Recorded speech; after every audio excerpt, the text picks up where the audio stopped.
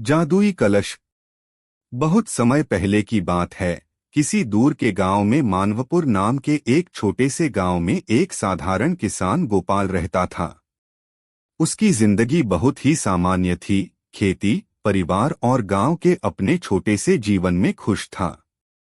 लेकिन गोपाल को हमेशा यह चिंता सताती रहती कि वह अपने परिवार को और अधिक सुख सुविधा कैसे प्रदान कर सके। एक दिन खेत में काम करते समय गोपाल को एक पुराना कलश मिला। वह कलश सोने का बना हुआ था और उसमें अद्भुत नक्काशी की गई थी। गोपाल ने जब उस कलश को खोला तो उसमें से एक जिन्न प्रकट हुआ। जिन्न ने कहा, तुमने मुझे सदियों के बंधन से मुक्त किया है, मैं तुम्हारी 3 इच्छाएं पूरी करूंगा। गोपाल चकित था, लेकिन उसने सोच समझकर अपनी इच्छाएं मांगी।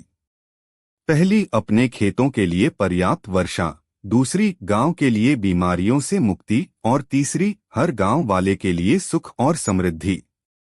जिन्न ने उसकी इच्छाओं को पूरा किया। जल्द ही गांव बदलने लगा। खेत हरे भरे हो गए, गांव के लोग खुशहाल और स्वस्थ हो गए।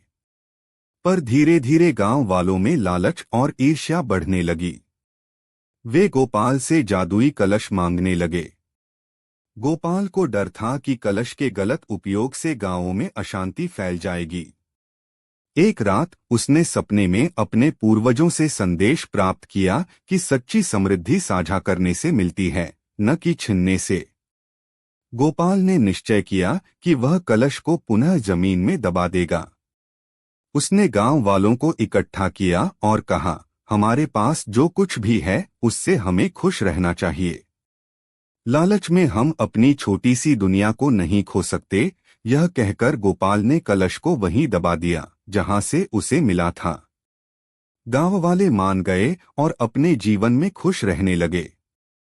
उस दिन के बाद से मानवपुर गांव मिसाल बन गया, जहां सभी अपने सुख दुख आपस में बांटते हैं और एक दूसरे के सच्चे साथी बने।